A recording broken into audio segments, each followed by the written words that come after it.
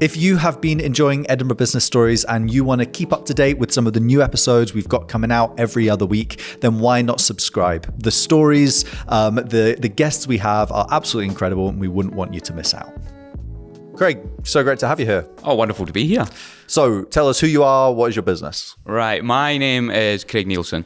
I am one of the co-founders of Fore Play, which is competitive socialising, experiential bar, which encompasses fairground games, a bar and kitchen for adults. And then we've managed to get ourselves rolled into a few more things this year, just to keep the competitive juices flowing. So we also started a cafe in Stockbridge called Sip and Bark, aimed at dog owners, but just people who love food as well, really important.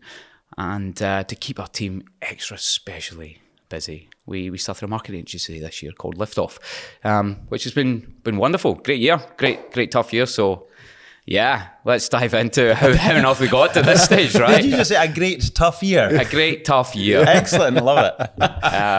So how did you end up? What happened? All right, so like starting in business, it's always been one of those itchy things. So Kasia and I, I'm into this with my wife, which is not for everyone, working with your wife and then going home and being with your wife and talking business with your wife all day, every day. But we got into it after meeting in London. I was in investment banking for about 10 years.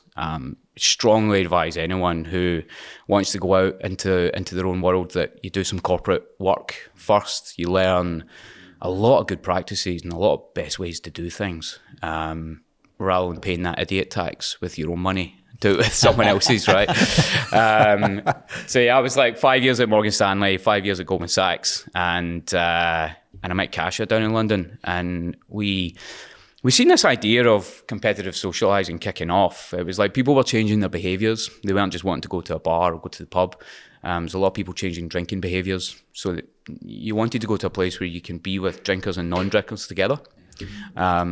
And that's where it started coming out. So we started Fore Play Crazy Golf, choosing Fore Play just to say like it's definitely for adults. Like the amount of parents who were asking to bring their kids to Fore Play was quite scary, to be honest. I'm like, it's not the right place.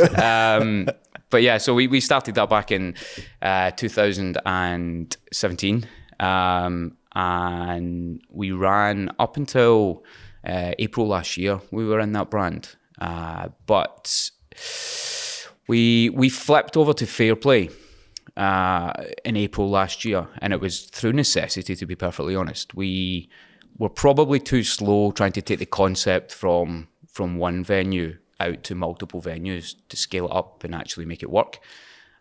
There became quite a strong field for Crazy Golf up and down the UK. Why did you pick Crazy Golf? Like, of all the things, what made not a golfer, obviously. I'm terrible at that.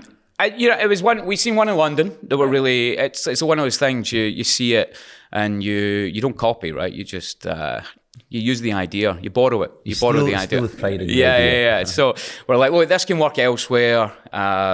We were looking not necessarily in Scotland. We were looking for any city in the UK that had like transient population, disposable income, they liked fun. And we ended up in Glasgow. It was one of those ones where it's like, it ticked a lot of the boxes. We were originally looking in Edinburgh. Edinburgh ended up being our first choice. But just through, it's blooming expensive in Edinburgh, right? When you're starting up your own business, it can drain away the cash really quickly. So we managed to find somewhere in Glasgow. And then after 18 months, we moved to Edinburgh as a pop-up in the biscuit factory. A great timing as well. So it was March 2020. We went to do that pop-up. Yeah, we got a lot of business that year. To be honest, like it was only supposed to be 12 weeks at the biscuit factory. We got 2 before. Don't go to the pub. Go to the pub. Don't stay out. Do stay out. Came about. But during that time, we were trying to find another venue for a permanent one, and we had located something on the grass market. But in the meantime, we had heard of a place up just around the corner in Picardy Place where we could be in there temporarily, and that was for 6 months. That was in 2020, and we're still in there. So like it's been turned into a hotel because it's Edinburgh, and that's what happens, right? Any building, it's either a student or hotel. So it's going to be turned into a hotel, but they've had some planning and then development issues to get it through. So we're still there. And it's been like, to be honest, one of the luckiest things that could have happened to us is just things not working for someone else, and it's kept us in there, and it's allowed us to try new things. And because you've got that in Glasgow, we've got like slightly out of centre location, so people have to go there, whereas in Edinburgh it's right in the city centre, so you can test how people react to different types of marketing and whether they're going to be drawn out to the places that are not in the city centre. So having two venues, big help. Mm-hmm. But inevitably, coming back to like why we ended up at Fore Play, we missed our chance. We never went quick enough. During lockdown and opening back up, there was definitely a market favour for English-based companies because they got to open up earlier, so they could get their money back in earlier. So we ended up losing ground really quickly, and we didn't really spot what was happening in terms of us at the micro level. It really started it became a problem round about when cost of living kicked in. It was like almost immediately after the Ukraine invasion, we've seen a 25% drop off on revenue, like overnight almost. And we continued to think, and this is where you've got to be very careful and you've got to really, really analyse what's happening. We thought it was a macro problem of what was happening to us. It's like we had lost revenue like everyone else, but we really had our head in the sand a little bit because we didn't actually spot there was also an issue with us. We weren't getting out to the customers that we expected we should be. So not only were we losing customers because of the overall issues that were happening, but we were kind of losing them because of our own failures, I would say, without noticing. So we hadn't spotted the numbers, we hadn't spotted the trends, because we were just like, oh, it's not that. That's not what it is. And then, you start doing some analysis.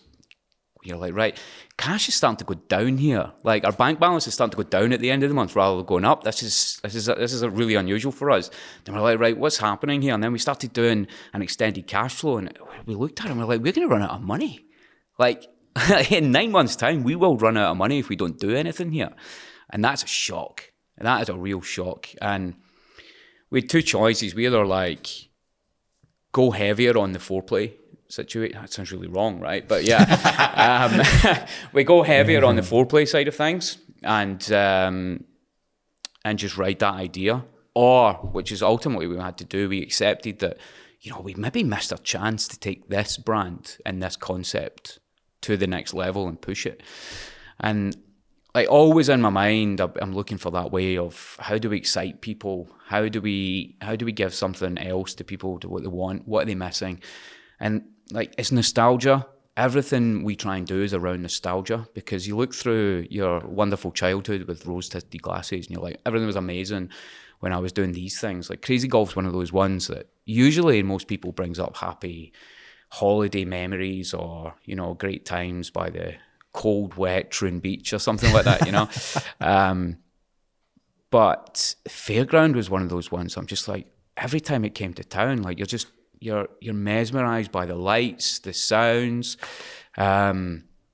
We don't have any rides, okay? So we don't have the scream if you want to go faster inside. But it's just all the Hook the Ducks and the shooting games and the basketball. So it's all those nostalgic, fun retro games, and it's that just ticked boxes for me, and it's something I really wanted to do. And when we seen that cash flow, we're just like, do you know what? We've got 9 months. It's we use this cash and we develop the idea. Or do you know what? We'll probably have nothing at the end anyway. So it was through necessity, we needed to evolve to survive, and that's what we've done. And it was strange because at that time, just when we were going through it, there was somewhere in London that opened up, which was essentially the same type of idea. Theirs is much more high tech, and they've put way more money into it than we ever have. But it was that confidence that, you know, there is a market for it as well. Like, I was happy to move ahead without that confirmation of people happy to do it, because it's weird. Sometimes you just know something will work, right? Until it doesn't, obviously. But you just know it will work. You just got that instinct of like, people will love this sort of stuff. And there's no amount of market research will be like, oh, if I was to give you fairground games, would you come along? And people say yes, right? People say yes to anything if you ask them, and you ask them the right way. But it's like that feeling of like, people will do this. It's going to work. We need to do the right thing to survive. And we turned it around. So in November, started the planning, got the branding done by January. These guys, they're from Kilmarnock actually, originally down in Seesaw. They were, poor guys, they were working like over Christmas, away on holiday and stuff like that to try and get us branding in place for us and all that sort of stuff. So it was like, that was all getting done, getting websites then done, getting the design all done, and then open by April. So it was like, got the venue that we had as well, so totally turned that around. So to go from November nothing to April open, it was rapid, absolutely rapid. And it's probably one of the things that we try and pride ourselves on, is we never miss an open day. Deadlines just have to be stuck to it, and that's nothing to do with me. Can I just point out, right? So Kasia is a fantastic planner. So anything to do with making sure things run on time and to budget, Kasia's unbelievable at. I am absolutely useless at getting things over the line and getting things done. I love starting things. You can probably see this, right? I love starting things, and I've got to be reined in. And there's so many other things inside that I just want to do, but I can't touch until we nail down the businesses that we are running just now. So, But yeah, so it's like, without that teamwork between us, like, that's how we got it. We wouldn't get anything done if it wasn't for the fact we're so different in how we do things. Partnership. Oh, it's amazing. You first. Yeah. How does 10 years in corporate We're on the same place. lead you to be like, oh, maybe we should open a business? And then not just open a business, but like, you're running multiple businesses, right? You've got food, you've got drink, you've got events, you've got fit outs, like, how in the world did you go from that to that? Yeah, good question.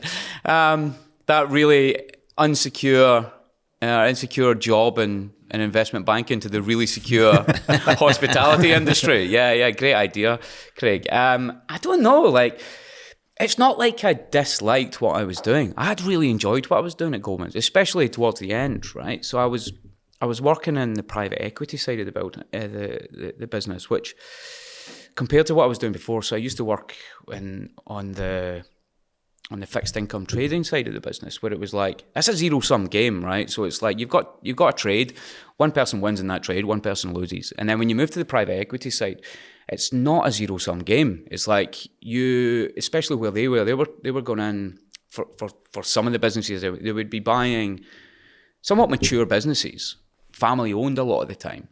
And like, that was a huge thing for the family, because they were getting a great sale out of it. And then Goldman's, for their clients and the funds, they were getting a company that they could then, with a strategy, improve and take to the next level. So it was like, both sides were winning in those trades. And that was like, that was a huge mentality thing to see. And then like in that environment, you're always juggling 2, 3, 4, 5 different projects at the same time anyway. So it's not really too dissimilar in terms of the number of things that you're working with, because it's very rare that, especially Goldman Sachs, where it's like, it's very rare you're just given one job to do and that's all you do all day.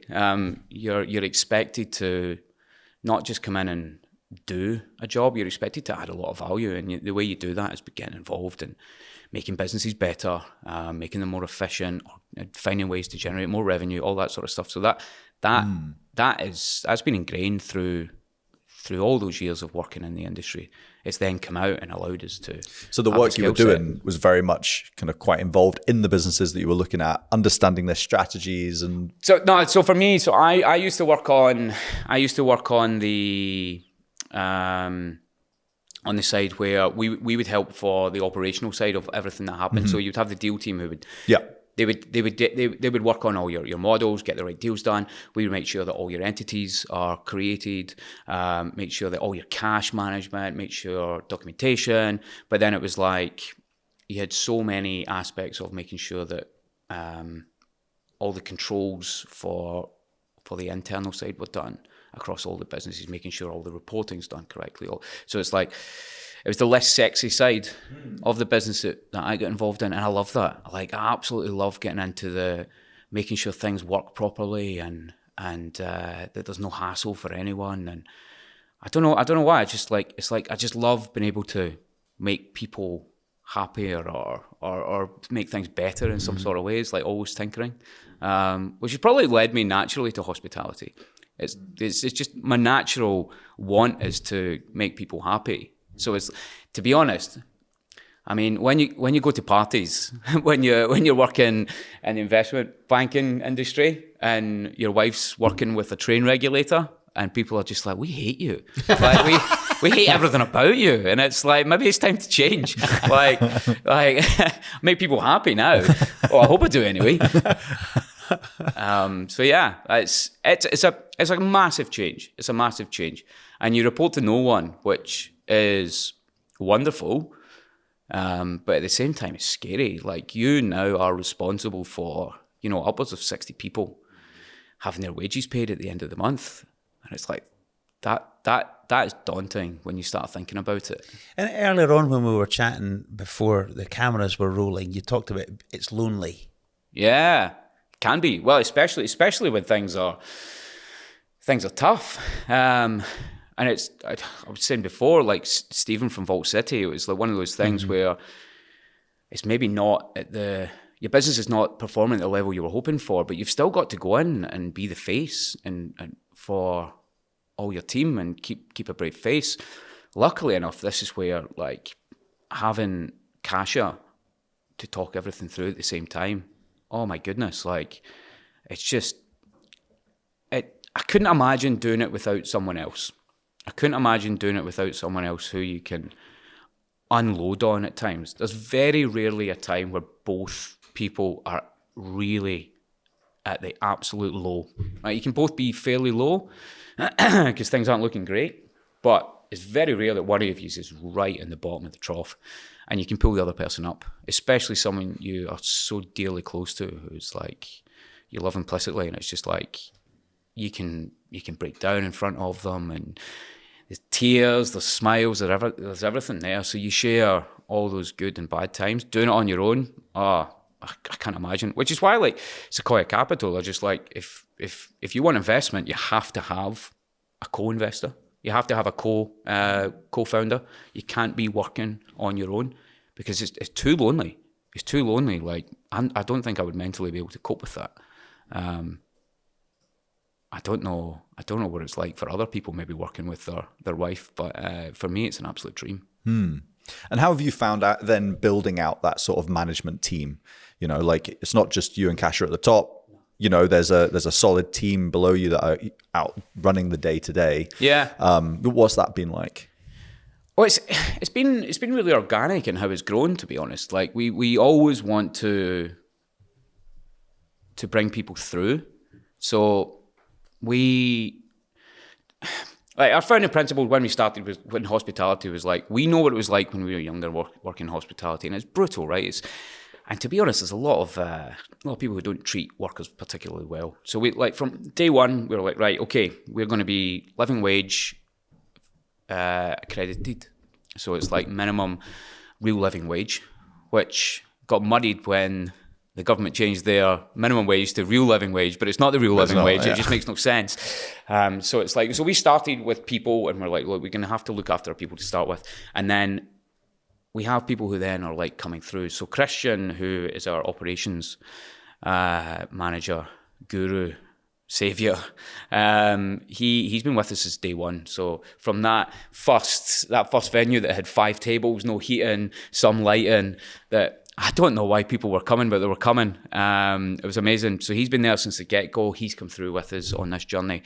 And then, we've kind of brought people on as we go through. So it's like marketing was one of those ones that we had to attack when we started to realize, like, we were really poor when I come to think about it on what we were doing on the marketing side. Kasia and I really had no background or skills in this. So we started by trying to do it ourselves really badly.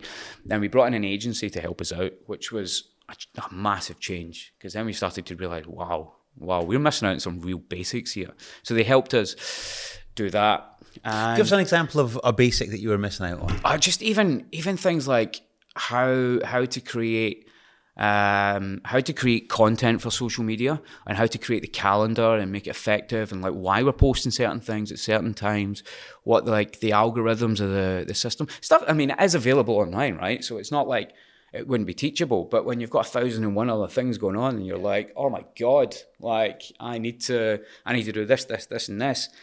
It's like, where do we get other things, right? And we didn't realize it's one of those things, like if you don't know you're not doing it. It's like, well, how do you fix it? So it was like, right, okay, let's go and do this. Let's see what this is all about.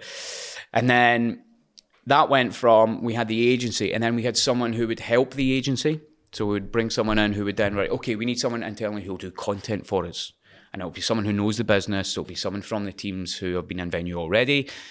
And then that then became, okay, we don't actually need the agency now because we've got other people that have come through. And we brought one person in externally who worked at one of the competitive socialisers in London. And that was huge, because it's like you're borrowing experience from other places. Yeah. And like... on the marketing side? Yeah. And that's like really where we fell short. Yeah. Because it's like...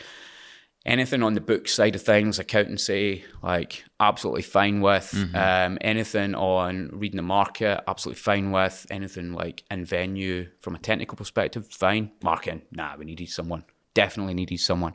So we got someone in, and then we brought in someone to work alongside her as well, who then became in charge of our marketing. She just left us though. Oh no! But what that rubbish, isn't it? I know, exactly. Poached. Oh, poached even worse. Yeah, I know.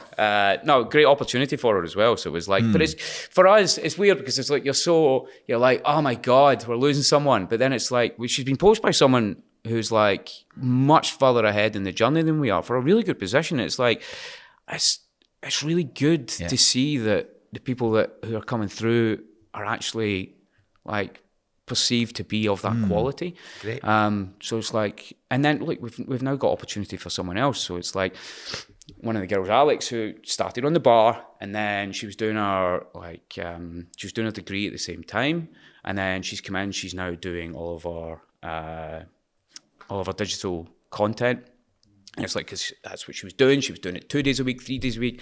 Now it's 5 days a week, and now she's taking on the marketing side as well. So it's like, it's that growth that coming through the company that's far better than, if you can, not hiring from the outside.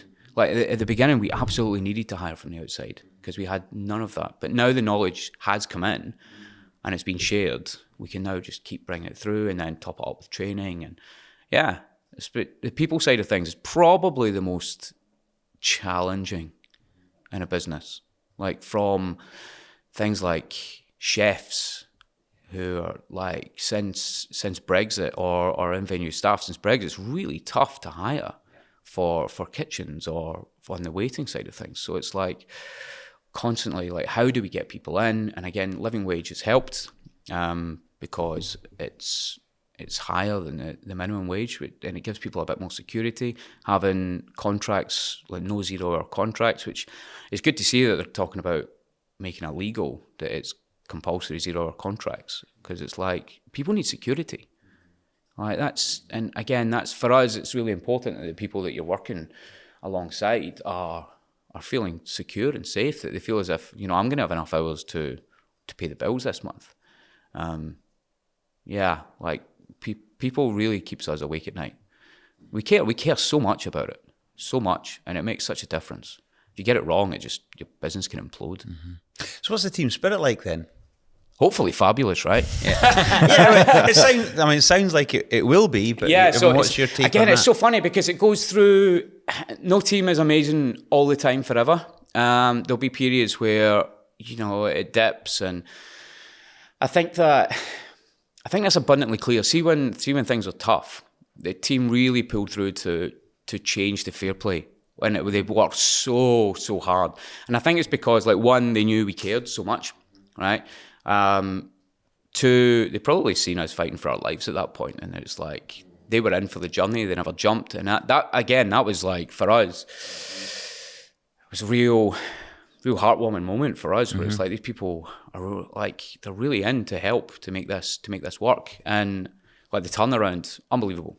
Like, they worked so hard, and we couldn't have done that by ourselves. We needed a team, and we needed a really strong team, which has allowed us, like now we're looking at other venues across the UK. So, Kasia might not thank me for this, but yeah, so we're looking at Newcastle. Yeah. So it's like we've penciled potentially in for Newcastle, which will be in the start or the middle of next year, opening. Which, and it's a big step up. It's moving outside the Scottish borders, getting all the way down as far as York, hopefully. Get the paint on.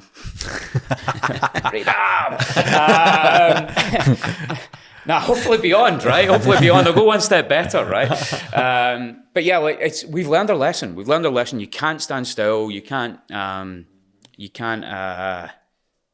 just rely on what you've got just now being there forever. You need to keep pushing forward, and that's something we'll keep doing, and like, we'll always keep that concept as like, it might be changeable.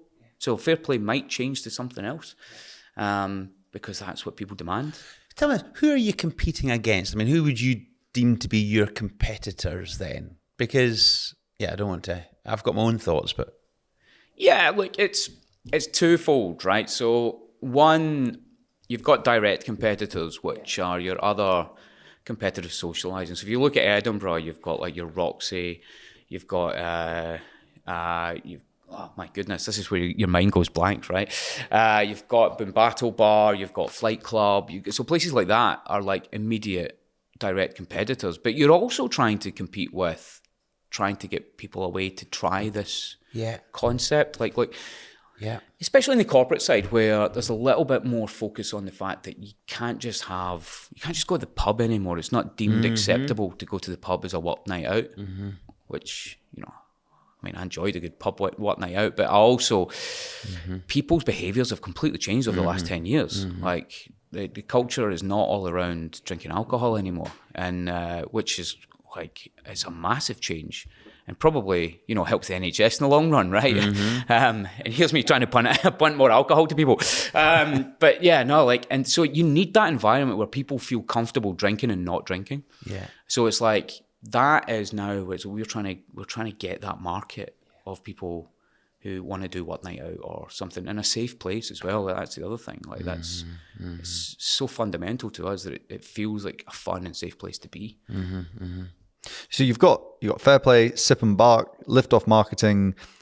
At what point is too many things become a distraction? Oh yeah, like we are at the absolute limit of what we are doing right now, and we're flat out, right? We're flat out, and the only way we can do all of this is because we've got a fantastic team behind us. So like, the lift off marketing agency helps all our businesses, but other businesses as well.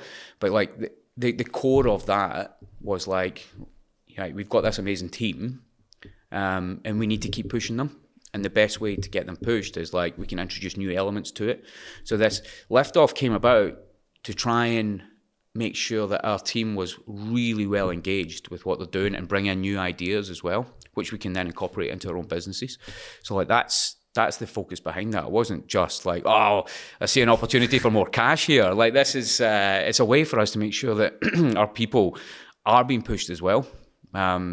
Because it's too easy to just roll through doing the same things, or at least not having not having like brilliant new ideas coming your way or something like that. So it's like, this is a way for us to push them. And they keep on saying, don't go on holiday, Craig, because this is when Kasia and I sit down and we're like, do you know what else we could do?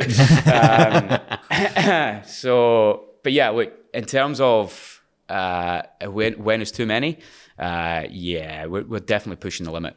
Time is difficult. Because even like week to week, like, you know, you wake up in the morning, you're like, what day am I doing what on? Yeah, like, surely it's just a big old mash. This is where Kasia comes into her own, right? She is so regimented on everything. It's like, right, on this time, this is when we're doing this business. This is when we're doing this business. This is when we're doing this business.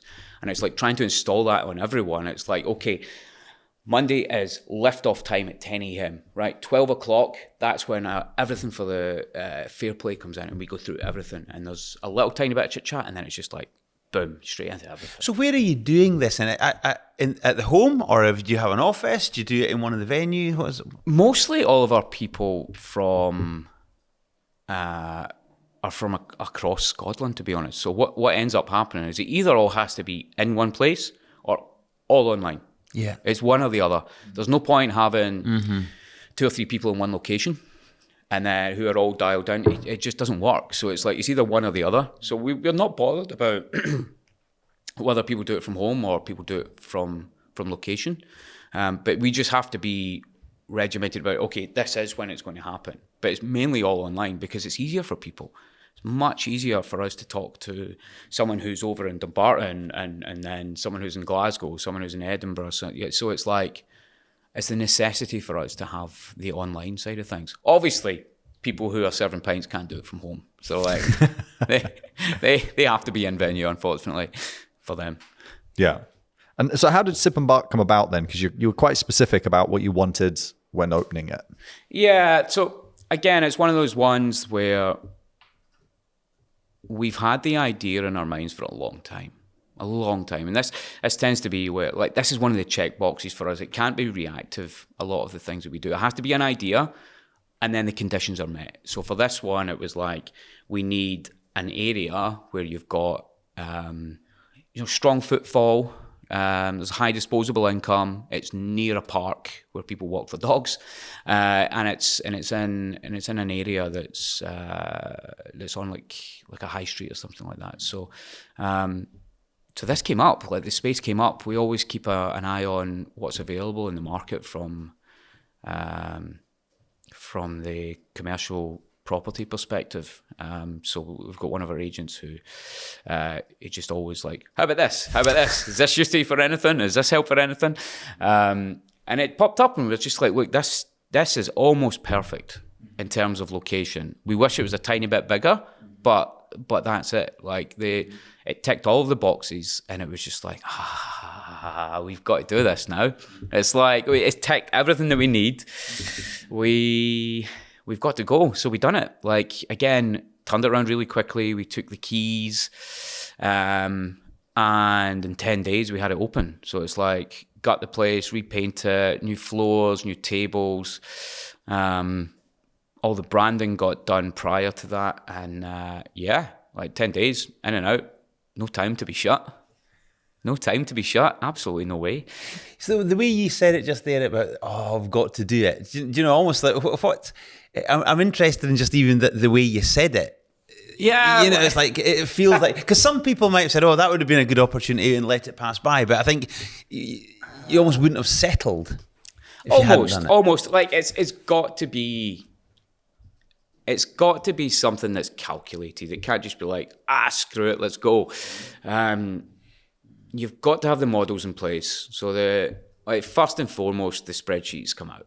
Like for anything like this, the spreadsheets come out. So the modelling, it's one of the few things that I've been luckily so consistent on is how our modelling has went, even from the Fore Play, Fayre Play. In fact, I actually got the Fayre Play modelling wrong. It massively overperformed compared to my model, which, I mean, I'm not going to complain at that one, right? But like the Fore Play models work really well. The cafe models have been pretty much spot on, and it's like, it has to start with that. And this was like, again, coming back to COVID, like we realised that having one revenue stream like was a risk. It was a massive risk. I know it's another hospitality, like something like that hits again. It doesn't really matter, right? But like having multiple revenue streams is something that we're like, right, you need to have that diversity. So it's like it's similar to, you know, how you would do, you know, your pension investments or any of your investments. Like the diversity is key. Like you don't want to be hanging on that one, and that's why we went down that road. It's just like, yes, you can put all your focus into one, and there's arguments to say that you probably should. There's arguments to say, you know, diversity is key. But if we've got the team, and we've got both Kasia and I who can manage the different aspects of this, then like absolutely, like we evaluate the numbers, we evaluate our time, and we evaluate the proposition, and then we evaluate the market, and then just go. So it was like, yeah, like yes, we would have been drat. We never done that. I read the no swearing. Doesn't fit well with me. But yeah, like you've got to take it all. There's like I said before as well. Like I think we said it off camera before, and it was like I've got a list like this long of things that I want to do. Yeah. But we can't touch it. We cannot touch that list. You need to have that focus on like where your limit actually is, and this is our limit just now.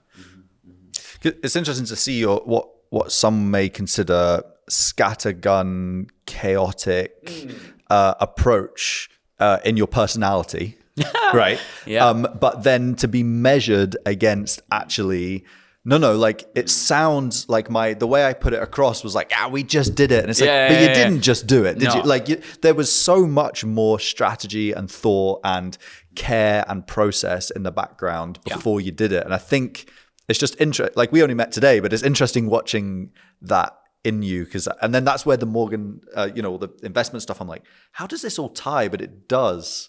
It's just your personality at the front is so like fly by your seat of your pants, but like the mind behind it. Yeah, there's that.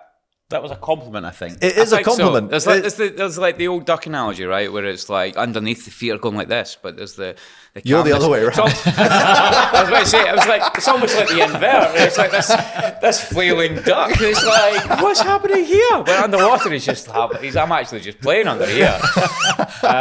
So yeah, like, I totally see it. And this is, like, personality is a huge part of what, and it then comes into like this all comes through when we're in the hospitality environment. It's then speaking to customers. They want to see happy. Yeah. They want to see the like I'm just here for fun situation. Yeah. They don't really give a hoot, two hoots about whether I've done my spreadsheets or not. They don't care about my tax returns. Really, well, some of them might, but so they don't like all they want is the entertainment, and like there is that seriousness behind it that has to happen, but you need to have fun as well. I mean, that's the other thing. Like, I didn't leave a well-paid job to take a less well-paid job and have no fun doing it, right? So it's like, I mean, let's not kid ourselves. End goal is to be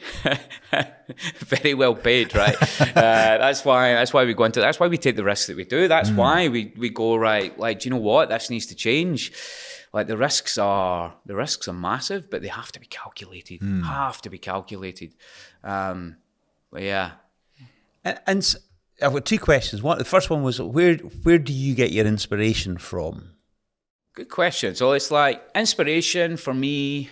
A lot of it's all based on feeling, right? So everything that we aim for has to grab from an emotional perspective. Like, I'm not going to lie to you, right? Products like third on the list of importance of things, right? What you really want to sell is emotion to people. You want to sell those happy times. You want to sell like warm, fuzzy feelings. Like, how many times have we been for like amazing restaurants, right? You got a really high quality restaurant. You come away and you go, "What did you have?" And you go, "I don't even remember what I had. I just remember it feeling wonderful, and I remember I got looked after so well, and I just when I came out, I remember thinking that food was amazing. What did you have? I don't know. I don't know. Did I have the fish? Did I have meat? I don't know. I really don't know. And that's what you got to aim at. So it's like anything where you can then attach an emotional grip to is what we're aiming for, right? And that's like, I think that's got to be fundamental. Maybe not just in hospitality, really in anything at all. Like, there's so many businesses that do really well just grabbing onto your emotion and then just, taking you for a ride. Are there any businesses in mind that you've got in mind when you say that? I mean, like the classic, right? The classic of like going for your emotions is Apple, obviously, right? Like that's the one that comes up over and over again. But it's like, I remember there's a guy called Josh Thomas, right? So he does like, he's an accountant and he does tax advice and stuff like that. But what he does is he does really good social media. And the emotion that he has you with is warm, fuzzy comfort that he gives you. So it's like, this guy is going to be looking after my money or looking after how I report on my business. It's like, you want to feel comfortable. So it's like, it's tying into the emotion that's relevant for your customer. And like his social media is really, really good at just making you feel warm and fuzzy and go, this guy knows, and his team, because that's the other thing, he's like, he gets across that it's not just him, it's him and the team who give you all this wonderful advice. And it's like, that for me is like, it doesn't need to be sexy tech. Yeah. That does it. It can be something as what can seem mundane in accountancy, which is really not. It's really not. Accountancy can be sexy. I like the fact that you've used kind of the Apple as an example, but also just a guy in his team, Yeah. To kind of convey that. It can happen anywhere, right? So it's like, it happens from people who have got small cafes through to huge, big corporations. Like it's that emotional tie. And you see where it can be humor for things that are not humorous, like the Gen, we'll call it Gen Z, right? Because, that's not Z anymore, right? So the Gen Z speak for the Curry's advert that was flying around TikTok. It's like, buying a microwave is not sexy, right? Doesn't matter what you're putting in it. But they've just turned it into something that's a bit more fun and playful. And it's like, that emotional tie there is, you've got humor to make you buy a product. Like, I don't want to buy a Hoover because it's funny. Like, but realistically, that's what's happening. You're not buying it because it's because it's got so many revolutions a second on the mechanism that makes the Hoover really good, or the vacuum cleaner, because there's loads of other ones, right? It's the fact that these guys are funny. I'm gonna go buy it there. Yeah. Ridiculous, isn't it? Yeah. Absolutely ridiculous. But that's how we work. It's like we go for trust, and we trust people using the most primal part of our brain, which ties onto emotion. So yeah. So that's great. That's how we find businesses. I love it. And well, the next question I was wanting to ask was, what is the future for Fore Play? You're asking the wrong person. Like, ask Kasia what she's gonna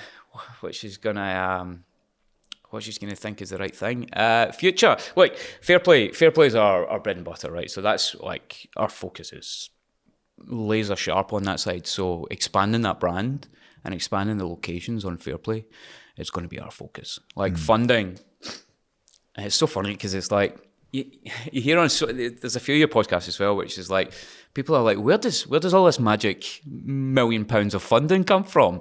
We're like, I don't know where it comes from. I'm obviously speaking to the wrong people. There's not many people in Kilmarnock where I'm from. It's like rolling around with millions. Like, here you go, pal. Certainly wouldn't give it to me anyway. Like, you're off your rocker. Yeah, like we will be clever with how we get into places. There are ways to expand, which is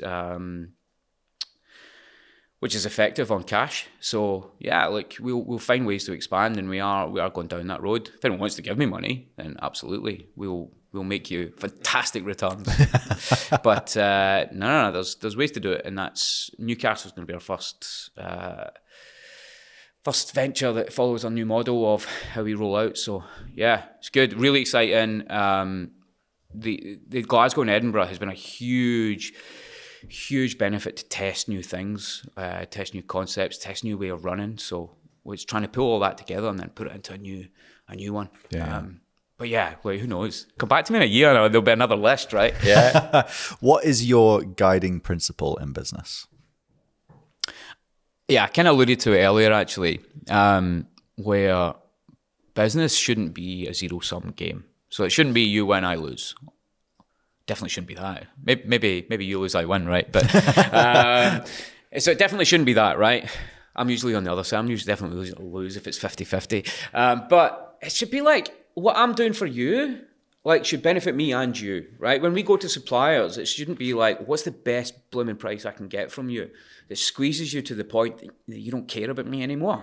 Like, it shouldn't be like that. It should be like, you deserve to be paid for the service that you're doing, just like I should be able to charge a reasonable rate for what we're doing as well. So it's like, that's it from like suppliers to us sort of thing. But from a and most importantly, the customer perspective, like, they should be going away feeling happier than when they come in. Like, that for us is huge. It's like, you should be happier than when you come in, even if you lose, which most people do, right? It's not rigged, can I point out, by the way. It's just tough. Like, so it's we're like 1 in 15 people win a duck. Oh, these ducks, people love the ducks. Sorry, I'm going off again, but people love these ducks, like the big fluffy ducks.